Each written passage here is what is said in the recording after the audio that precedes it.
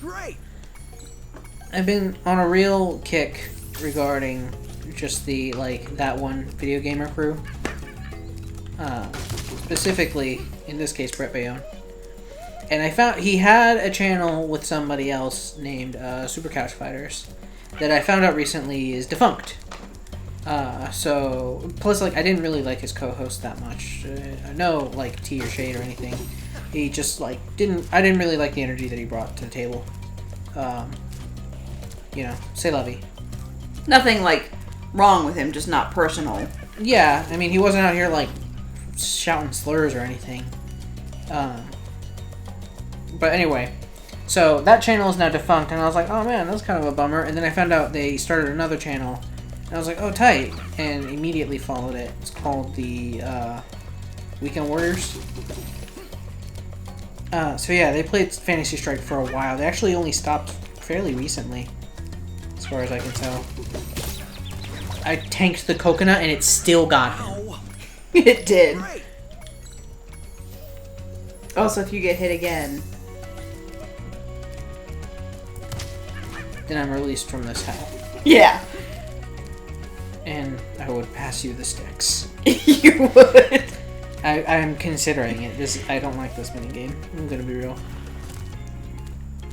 Is now the part where I tell you I've never had to do it more than once. Can you flame the trees? No, okay, the monkeys don't pull if you flame it.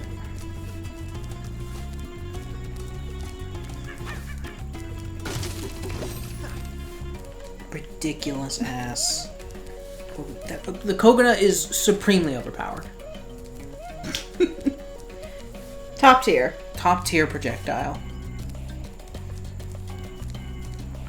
It's a slow Hadouken that just never stops with the active frames.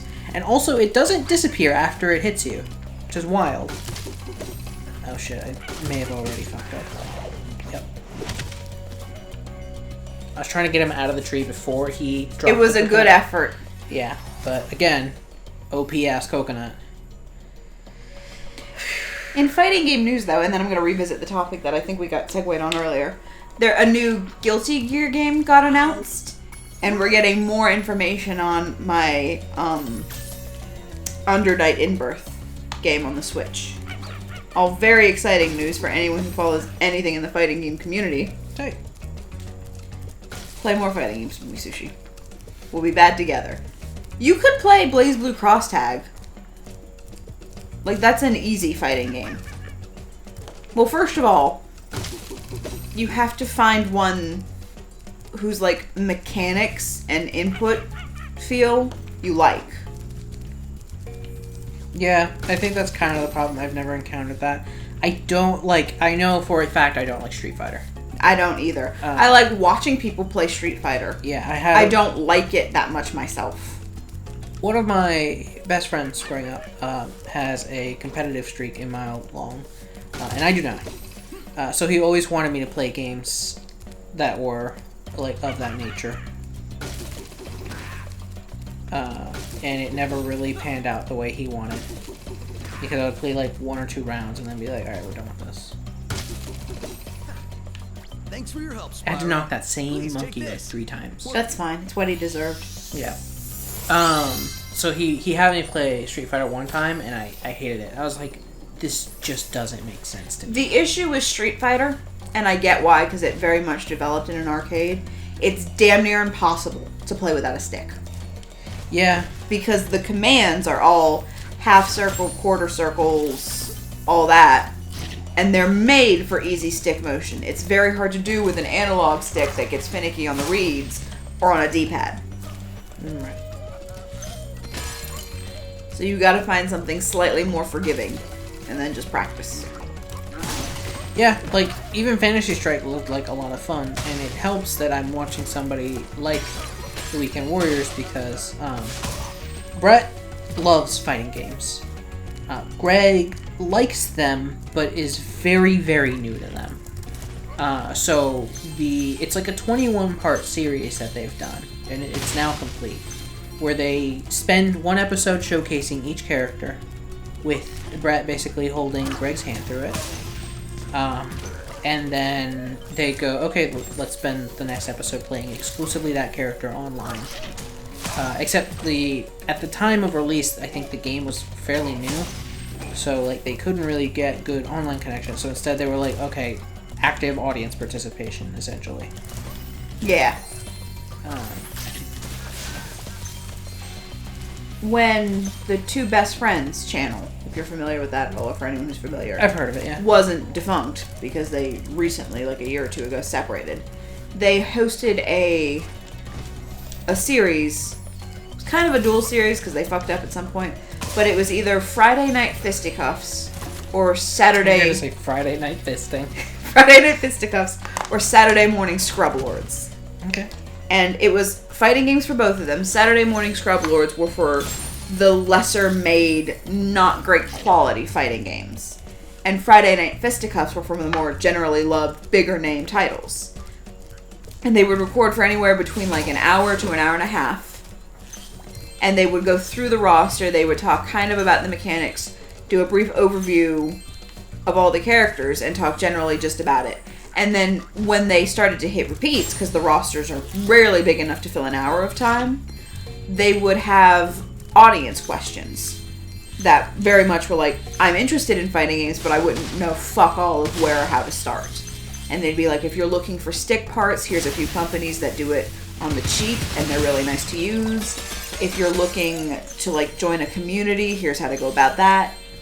And so that's kind of where I picked it all up, and then I took it to the next level because now I watch Evo every year. Nice.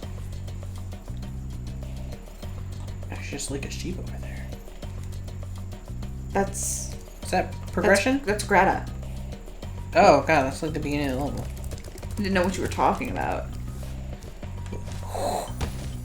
Saved it.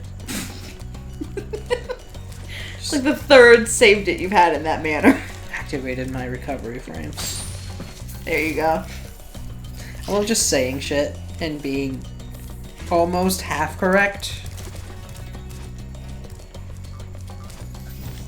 I think even that might have been generous. If I said American Reset, would you know what that means? Yeah, that's when the president hits the big red button and the entirety of Earth explodes in a nuclear fallout. Next question, please. I'll take fuck you, Sushi, for 300? No, what the fuck is that? It's when you drop a combo in a fighting game and then manage to pick it back up because either your opponent isn't ready for you to drop it and isn't blocking properly or something. American players tend to be very prone to it because Japanese players tend to be like machines in fighting games. Yeah, I was gonna say, it's kind of a dunk on American players, but I get it. There's also, and this only ever shows up, so like, it gets used, well, not that Skullgirls is valid anymore. Skullgirls, I think, has pretty much died. There's very set members of that community left. But Skullgirls is a fighting game that allows you to have teams of 1 to 3. And you can call, if you have a team of 2 or 3, you can call the other reserve characters as assists when they're not actively tagged in. But unfortunately, they can get hit, and if you lose all your characters, you lose the round, obviously. So they call it a happy birthday if, like, more of your characters get caught and knocked out before getting into the fight. This is the bitch one, by the way. I think it might be one of the only 5-star difficulty ones. Oh, wow. Sorry, what were you saying? No, I was done. I trailed off. Spyro, you make a great secret agent. Now Handel and I can complete our mission. By the way, you can have... I'm not really sure what we accomplished that she was like, hey, help. I guess just killing a bunch of dudes? You saved her brother. I guess. He was just over there. He does that. Don't worry about it. I want you to know, Sparks has just completely quit his day job. I've noticed. Like, I was standing right in front of those things and nothing. So... Alright. You want me to do what now? So, run through. Go back to the... not the first flag, just the closest flag. And then aim up with your triangle. And there... yeah. Hit him.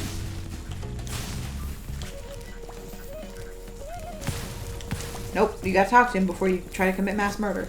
So, you want that flag, eh, Dragon?